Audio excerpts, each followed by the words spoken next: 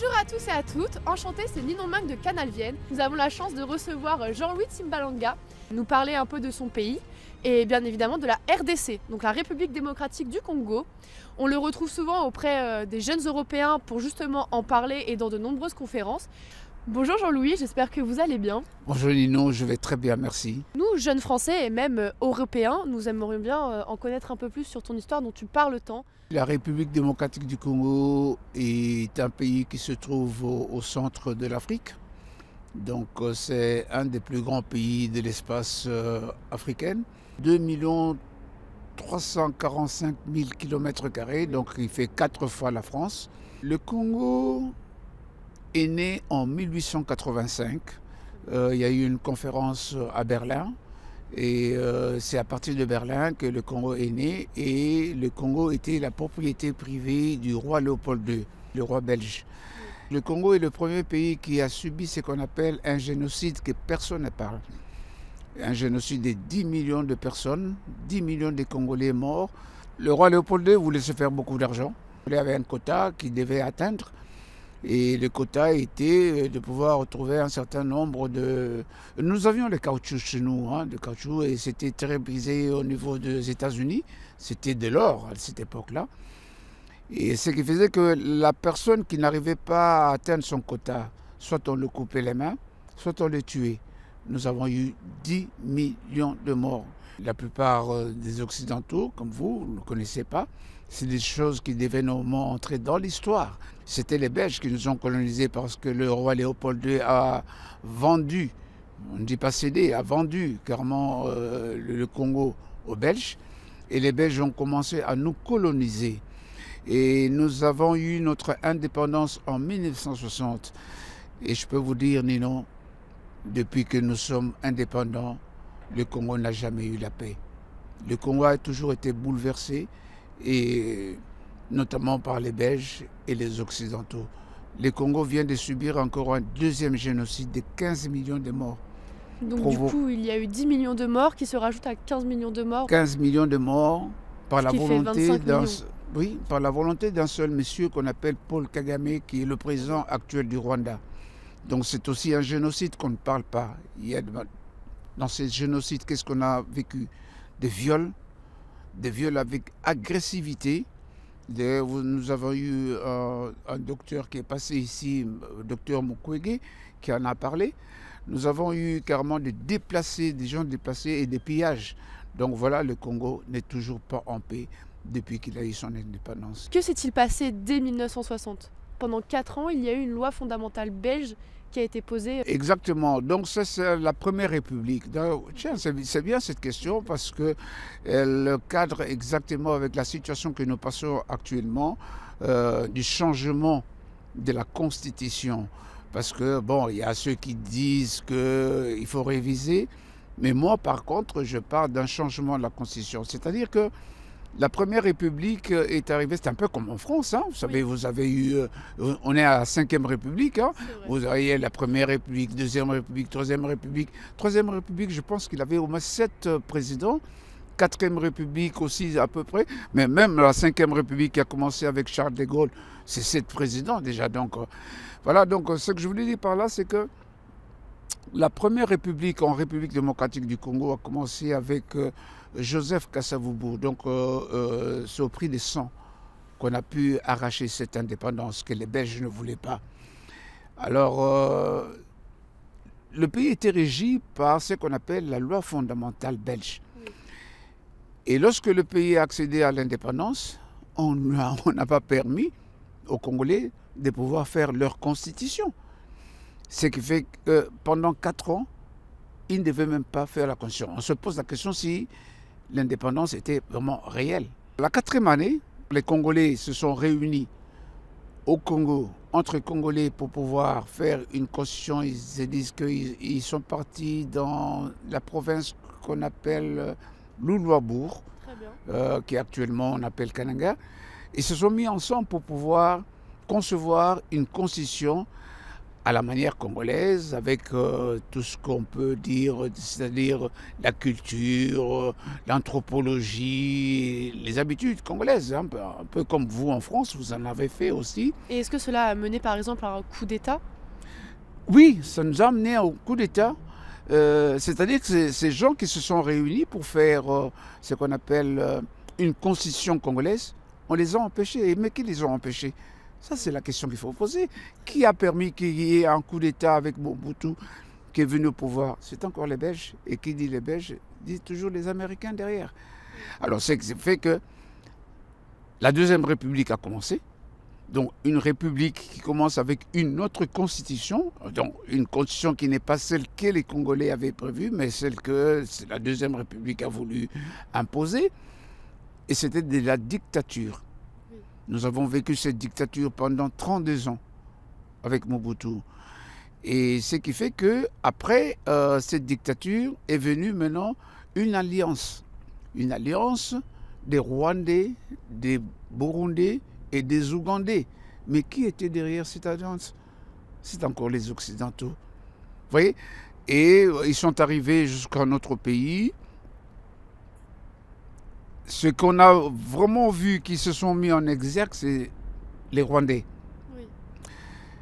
Ils ont pris presque tous les postes. Après un moment, arrivé à un moment, il fallait qu'ils rentrent. Mais vous savez que quand ils sont arrivés, ils ont dirigé le pays avec quoi?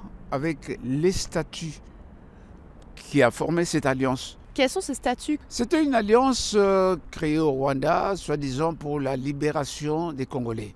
Bon, c'est vrai que nous tous, nous étions contents qu'ils viennent pour nous libérer. De Mobutu, 32 ans de pouvoir dictatorial, ça avait fatigué tout le monde. Oui, forcément. Et il faut dire qu'au moment, la crise était telle que personne n'arrivait plus à supporter. On s'est dit, bah, écoutez, faisons un peu une expérience sans lui, hein, pour voir un peu celui qui vient, comment est-ce qu'il peut arriver à gérer. Mais on était naïfs, parce qu'au fait, celui qui venait n'était que l'étiquette.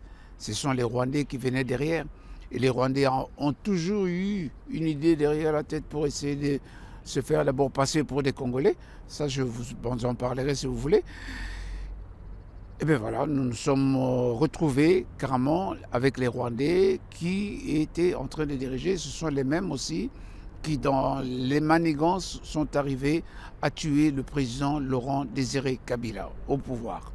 Et justement, après sa mort, qui a pu reprendre le pouvoir et que s'est-il passé?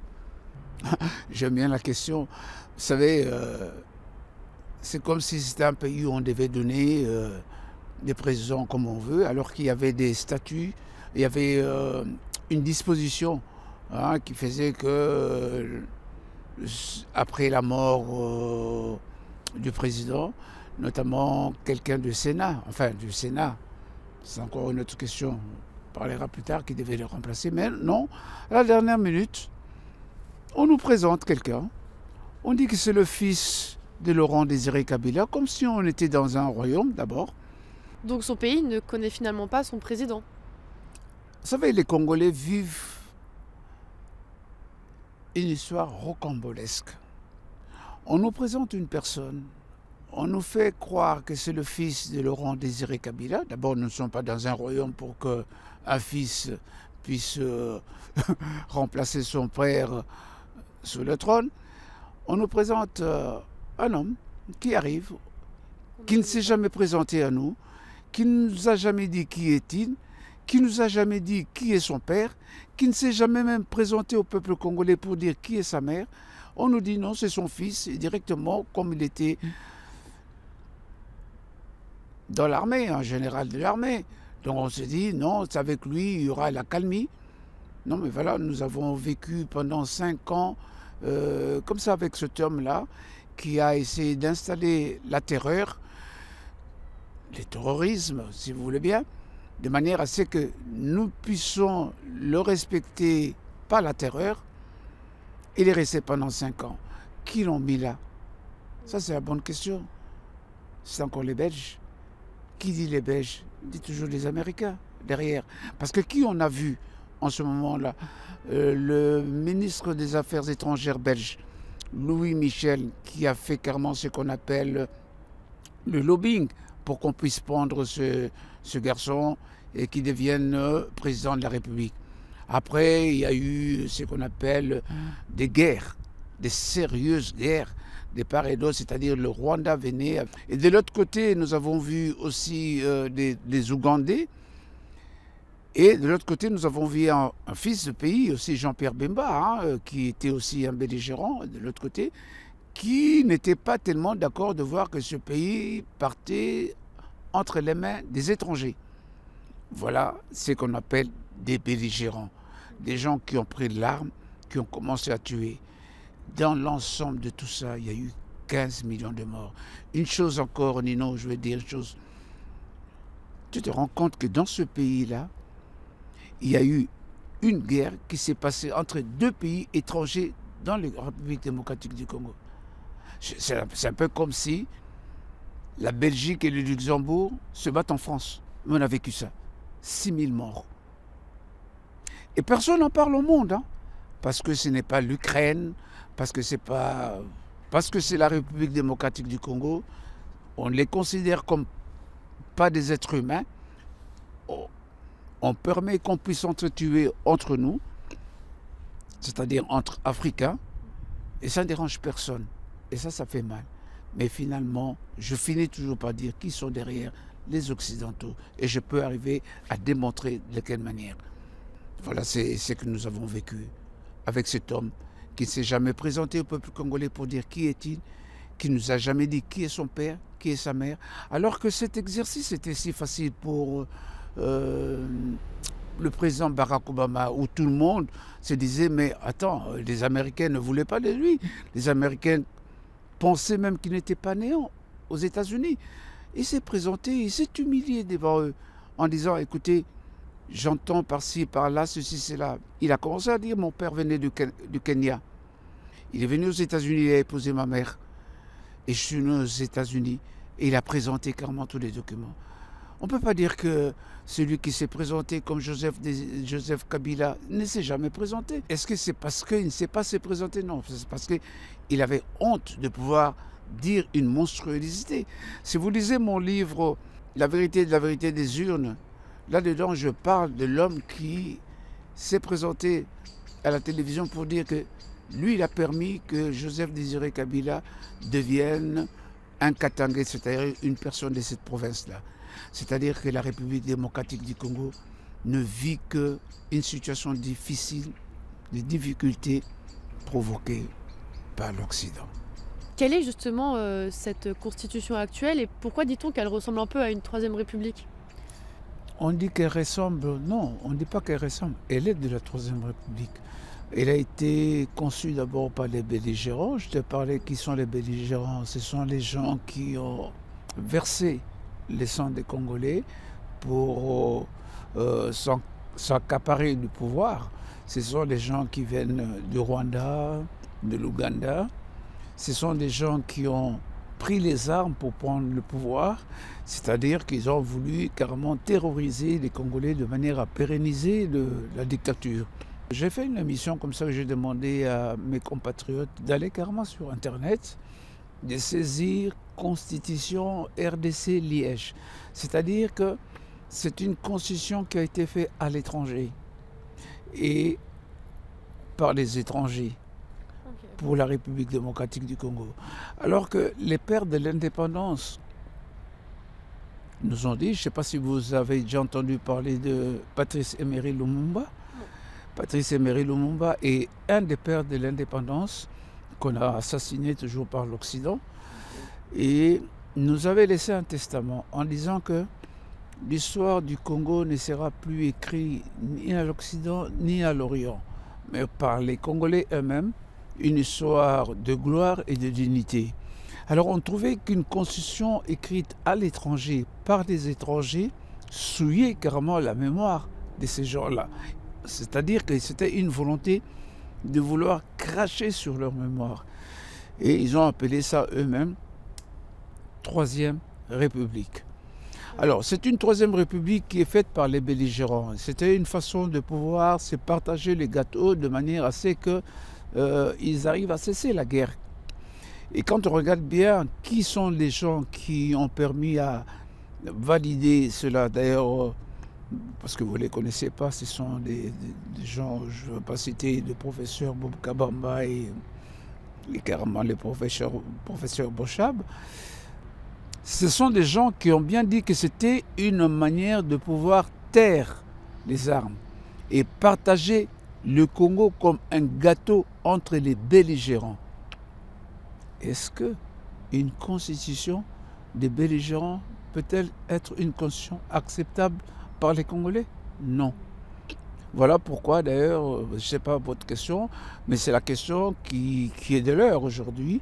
Et il y a des gens qui veulent bien qu'on puisse réviser. Il y a des gens qui disent qu'on puisse changer. Moi, je suis pour ceux qui veulent qu'on puisse changer. C'est une question d'honorabilité, c'est une question de dignité, c'est une question de respectabilité, c'est une question de pouvoir aussi respecter la mémoire de ceux qui nous ont arraché la souveraineté par l'indépendance. Et qui justement a repris cette souveraineté? Qui est le président actuel? Le président actuel, c'est Félix Antoine Tshisekedi Tshilombo. Et il a réussi justement à, entre guillemets, arranger certaines choses, à rendre la vie plus paisible pour les Congolais? La vie est paisible, c'est-à-dire que le président de la République démocratique du Congo, qui est l'actuel président, donc Félix Antoine Tshisekedi Tshilombo, est venu avec un autre régime, c'est-à-dire l'état de droit.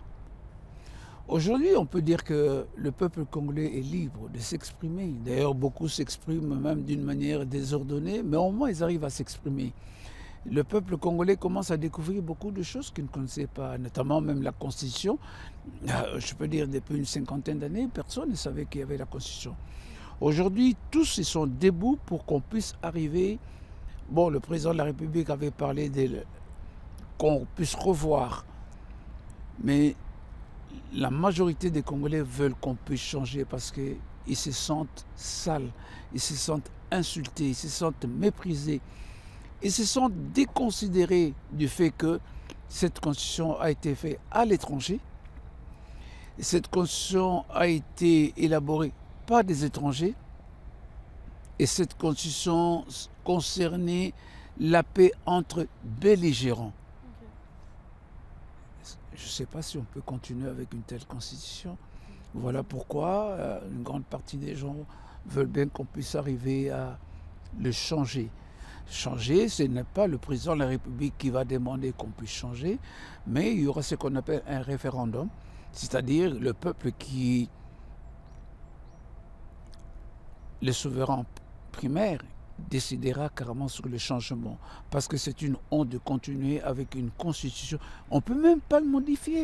Oui. Il faudrait carrément qu'on mette à l'écart cette constitution, qu'on puisse maintenant avoir une constitution faite par les Congolais au Congo, avec tout ce que le Congo a comme valeur, avec tout ce que le Congo a comme culture, avec tout ce que le Congo a comme position géopolitique, histoire du Congo, parce que nous sommes un pays menacé par nos voisins. Il faudrait quand même que dans la Constitution, il y ait certains paramètres qu'on puisse arriver à sécuriser ce peuple qui a longtemps souffert. Certains articles qui sont à l'intérieur, pour le moment je ne parlerai pas d'articles parce que je ne suis pas constitutionnaliste, je ne suis pas juriste, mais il y a quand même certaines phraséologies qu'on arrivera à modifier dans la nouvelle Constitution de manière à ce que nous ayons vraiment notre souveraineté. Oui. Et c'est quel type d'indépendance en soi que vous cherchez? La souveraineté. Tu as d'ailleurs écrit 4 volumes sur la vérité des urnes, qui sont chacun des livres assez conséquents. Donc c'est qu'en soi, il y a énormément de choses à évoquer, à dénoncer, beaucoup de choses dont tu as parlé, mais j'ai cru savoir qu'il y avait aussi dans ces passages un moment où on parle par exemple des évêques qui travaillaient, des évêques catholiques qui travaillaient avec les Occidentaux. Donc ce qui est assez surprenant parce que les évêques sont à l'image de Dieu, donc on ne pourrait pas penser cela. Et tu parlais aussi des mensonges des médias occidentaux. Donc que peux-tu nous dire sur tout cela? En fait, les 4 volumes étaient pour d'abord parler de la République démocratique du Congo. C'est-à-dire, comme je le dis, la personne qui aura les 4 volumes aura la connaissance de la République démocratique du Congo. Là-dedans, je passe beaucoup de choses. Donc, les 3 premiers volumes, je ne fais que relater. Je parle par exemple du roi Léopold II. Je présente même les monnaies qui ont existé en République démocratique. Ça, c'est dans le volume de les monnaies qui ont existé dans la République démocratique du Congo depuis sa création.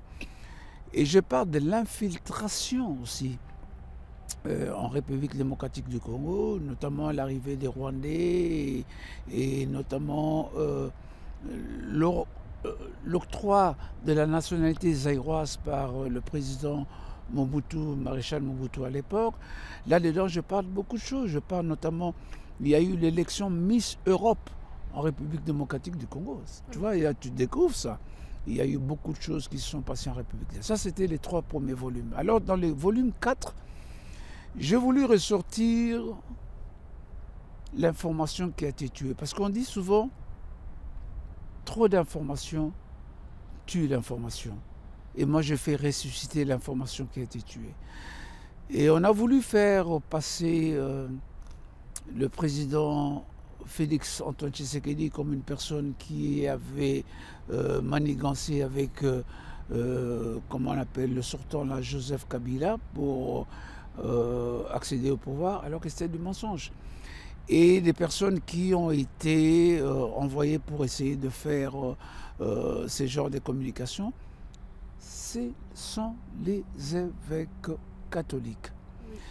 Et ces évêques catholiques se sont carrément octroyé le droit de parler au nom de l'Église catholique, alors que ces évêques sont constitués dans une association, je peux appeler ça comme ça, qu'on appelle la conférence épiscopale. Cette conférence épiscopale, il y en a partout, même ici en France, il y en a. Les conférences épiscopales rassemblent rien que les évêques d'un pays. Comme ici en France, il y en a aussi. Ça rassemble que les évêques. Est-ce que vous avez déjà entendu parler un cardinal ou un évêque ici en France contredisant le président Macron? Est-ce que vous avez déjà entendu, même s'ils ne sont pas d'accord avec certaines crises que nous avons ici en France, et que ces évêques montent au créneau pour commencer à dire non, nous sommes là pour la population, pour le peuple? Voilà, ça se passe chez nous. Ce sont des gens qui travaillent. Dans les livres, je montre la manière avec laquelle ces évêques catholiques travaillent pour le compte des Occidentaux. Je l'ai vraiment explicité dans mon livre.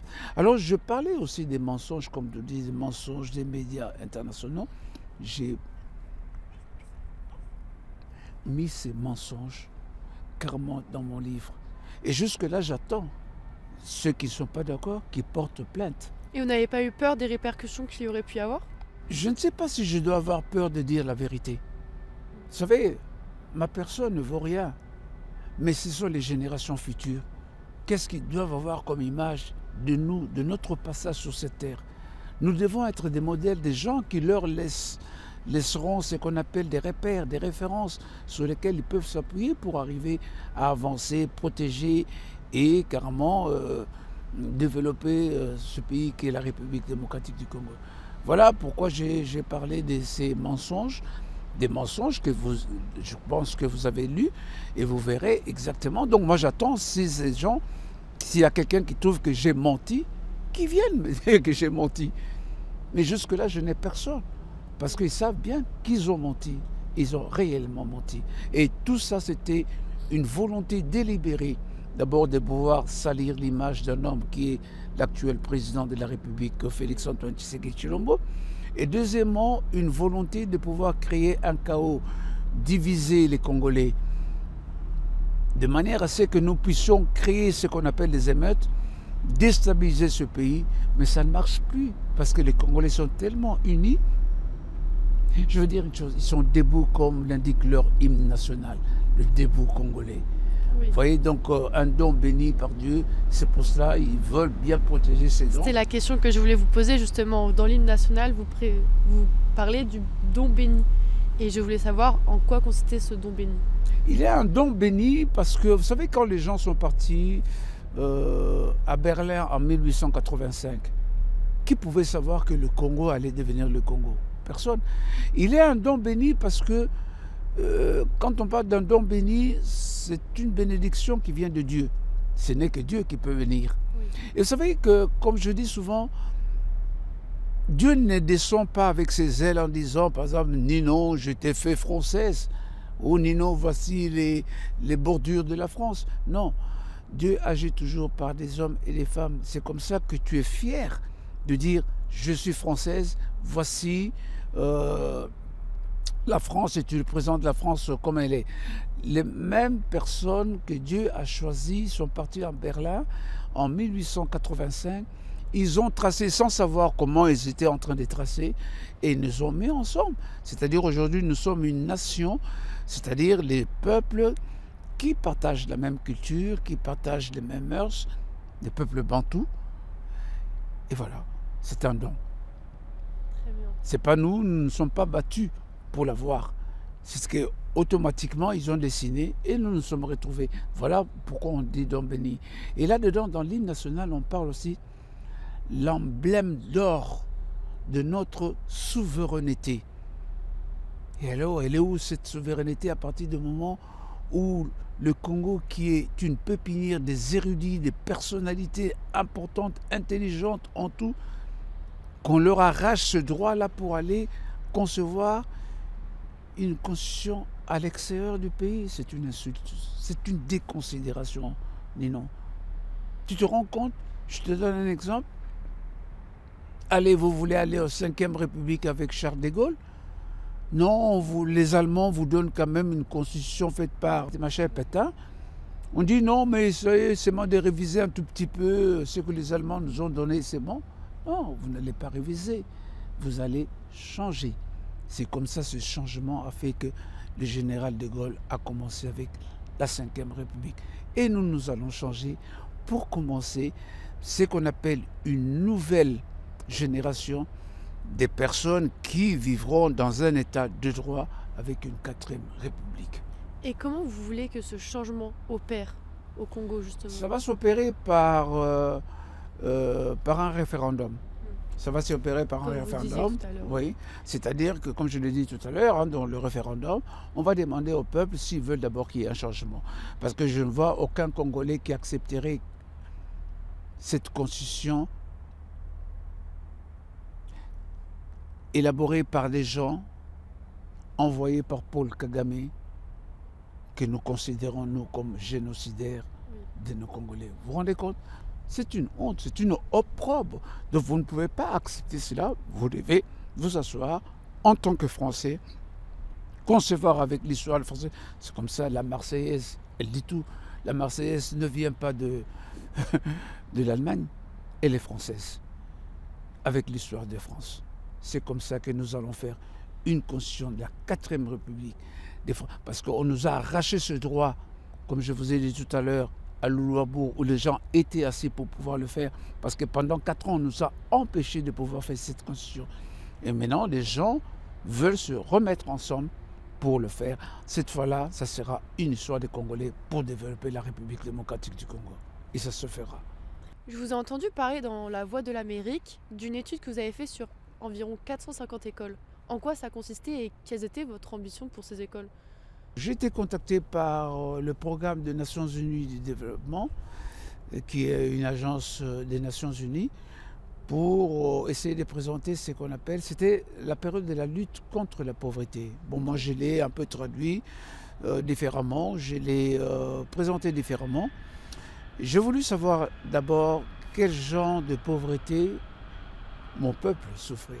Et de quel genre souffre-t-il, justement? Oui, justement, c'est dans l'étude que j'ai fait, j'ai eu à trouver, je fais en fait ça que j'ai fait à 450 écoles de la ville de Kinshasa, la capitale, et 50 écoles de Bas-Congo, actuellement nous l'appelons Congo central, où j'ai eu à démanteler des indices réels apparentés à la pauvreté culturelle.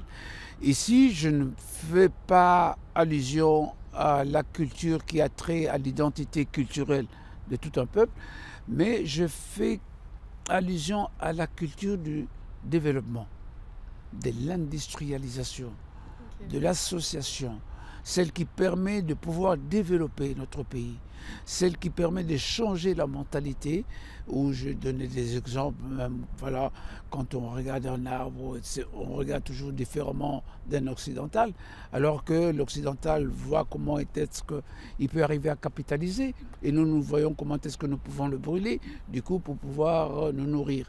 Donc c'est un peu dans ce sens-là que j'ai voulu faire cette étude, où je trouvais justement des indices réels apparentés à la pauvreté culturelle qui a trait plutôt au développement. Est-ce que vous pensez un jour rentrer dans votre pays? Parce que ça fait depuis 2010 que vous parlez énormément du Congo, que ce soit dans son aspect culturel, que ce soit dans son aspect politique, ou même dans son histoire, parce que c'est bien d'ailleurs le sujet qu'on exploite aujourd'hui, et que les jeunes Français et Européens peuvent maintenant connaître. Donc, est-ce que vous comptez rentrer un jour dans votre pays? Bien sûr, j'aimerais bien rentrer un jour. Si la possibilité m'est donnée, oui, pourquoi pas. C'est toujours apporter un peu le peu qu'on a pour les siens a toujours été fascinant. J'aimerais bien un jour, oui, pourquoi pas. Si l'occasion se présente, je rentrerai et j'apporterai le peu que j'ai pour contribuer aussi à ce qui se fait déjà pour le développement de la République démocratique du Congo. Mais c'est aussi un plaisir de pouvoir partager aussi avec les Français. Oui, d'ailleurs, c'était une de mes questions. Pourquoi vous en parlez d'autant plus en France qu'au Congo? C'est pas Si ça. on peut le dire comme ça. Oui, mais ne vous en faites pas, Ninon. Les Congolais me connaissent aussi. Je parle. Oui, Je je m'en parle. doute, oui. Ouais, je parle beaucoup. J'ai été très, très violent quand on était dans l'opposition. Ok. Très violent. Vous verrez même, je suis même parti au tribunal contre la francophonie. Vous savez, c'est une première. Vous savez, vous n'en parlez pas beaucoup. Vous n'en avez pas beaucoup parlé parce que vous avez voulu étouffer l'histoire. Mais c'était gravissime. Vous savez, non, ils me connaissent les Congolais. Pour le moment, c'est un plaisir. Je suis content, ces jeunes, quand ils m'invitent régulièrement, quand j'essaie d'échanger avec eux sur la République démocratique du Congo. Ça peut faire un plaisir, hein. Ça fait du bien. Vous-même, ça vous fait plaisir. Je vois Oui, les on questions que vous apprend, me oui. posez, que vous avez beaucoup appris et que vous pouvez encore apprendre davantage. Ce pays que j'aimerais bien qu'un jour vous puissiez venir visiter, il est agréable.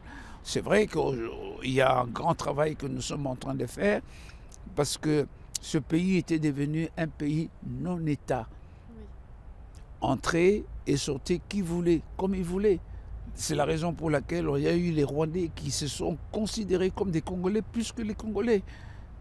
Non, ça doit se réguler. Et les choses sont en train de se réguler pour le moment. En un mot, j'aimerais bien. Si l'occasion se présente, pourquoi pas. Mais pour le moment, l'occasion ne s'est pas encore présentée. Donc je prends un plaisir de ne pas me taire, de continuer à vous en parler, vous les jeunes Français. Donc c'est même un plaisir que vous m'ayez, que je vois que la télévision a envoyé une jeune fille pour pouvoir me poser des questions. Vous êtes très belle aussi, hein. J'en profite aussi pour lancer un peu de fleurs. Mais c'est pour vous dire qu'un jour, si Dieu le permet, je rentrerai. Et je ferai quelque chose. J'apporterai, parce que ceux qui sont là font déjà quelque chose. Donc j'apporterai aussi ce qu'on appelle la pierre et l'édifice. Et est-ce que vous trouveriez ça aussi important que finalement ces histoires se retrouvent aussi dans l'éducation nationale française par exemple? Parce que nous en France en histoire on apprend sur beaucoup de pays, mais comme on le sait du coup on n'a pas entendu parler de l'histoire du Congo. Et ce serait bien pour vous, vous pensez que on le rajoute? Mais c'est génial que ça vienne de vous. Vous voyez que c'est le but au fait de ma communication. Vous voyez la manière avec laquelle vous êtes en train de poser la question, je me dis alors c'est que les graines commencent à germer. C'est beau, c'est beau. J'ai vu dans la dernière émission que j'ai eue avec votre collègue Pierre et Stéphane, les questions qu'ils m'ont posées, c'était après cette émission, j'étais stupéfait par des questions des jeunes. Il y avait un jeune même qui me posait, monsieur, il y a eu des millions de morts, est-ce qu'il n'y a pas de possibilité de pouvoir arrêter ces gens? Et j'ai vu des personnes même qui ont essayé en fait, qui étaient très touchés de savoir qu'il y a eu 15 millions et qu'ils n'étaient pas au courant. Et la plupart des jeunes aujourd'hui en France, partout où je vais, quand j'en parle, ils sont étonnés. Ils commencent à découvrir. Ils vont carrément sur les internets pour essayer de faire leurs propres recherches. Regarde, la manière avec laquelle vous me posez des questions, j'ai l'impression que on vous a donné ces questions, que vous avez été en République démocratique du Congo pour me poser ce genre de questions. Ça me fait grandement joie. Une très grande joie, une immense joie de savoir le peu que j'apporte commence à porter fruit. Ça me fait plaisir. J'aimerais bien un jour que les jeunes Français viennent découvrir le Congo et que nous puissions travailler ensemble. Merci à toi Jean-Louis de nous apporter tout ce que tu as pu nous apporter aujourd'hui et merci aussi pour la jeunesse française qui nous regarde sûrement actuellement. Merci Nino. Et qui encore en apprennent sur le monde et c'est super important pour nous les jeunes d'en savoir toujours plus. Merci beaucoup Nino. Merci surtout d'avoir pensé à ma modeste personne pour essayer de communiquer et surtout merci à Canal Vienne qui est une chaîne que j'apprécie beaucoup, qui depuis, en fait, on s'est découvert dans une conférence qui a été faite à Lyon. Depuis ce jour-là, la Canal Vienne m'a découvert régulièrement, elle m'invite et ça me fait grandement plaisir. Merci beaucoup. Merci Nino. Merci à tout ce que vous faites en tout cas. Merci beaucoup Nino.